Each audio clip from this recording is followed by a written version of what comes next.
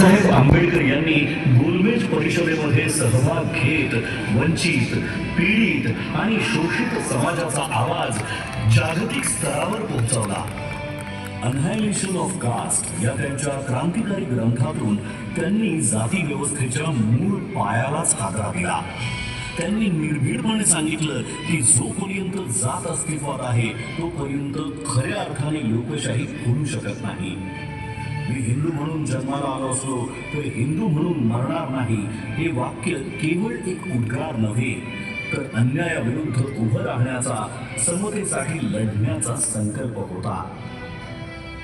Doctor Babasaheb Ambedkar यांचा संघर्ष केवळ सामाजिक परिवर्तनापुरता मर्यादित नव्हता, तर त्यांच्या वैयक्तिक आयुष्यातही वेदना, त्याग आणि कठोर परीक्षांनी भरलेला होता.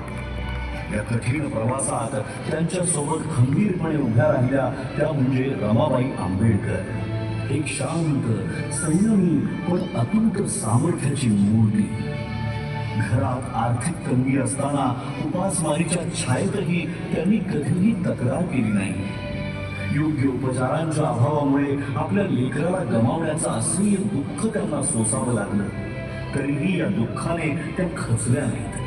उलट आपल्या पतीच्या महान ध्येयासाठी त्यांनी प्रत्येक वेदना मागे सोडली. डॉक्टर बाबासाहेब आंबेडकरांनी केवळ दलितांच्या वेदनांना वाचा फोडली नाही, तर त्या प्रत्येक माणसासाठी आवाज उठवला ज्याच्यावर अन्याय झाला, जो शोषित होता आणि ज्याला आपल्या कष्टांचं योग्य मूल्य मिळत नव्हतं. कोकणच्या मातीतील शेतकऱ्यांच्या शोषणाविरुद्ध त्यांनी थेट आवाज उठवला आणि खोटी पद्धती या अन्यायकारक व्यवस्थेच्या मुळावर घाव घालत त्यांनी शेतकऱ्यांना स्वाभिमानाने जगण्याचा मार्ग खुला केला. कामगार मंत्री म्हणून शपथ घेताना 8 तासांचा कामाचा दिवस, साप्ताहिक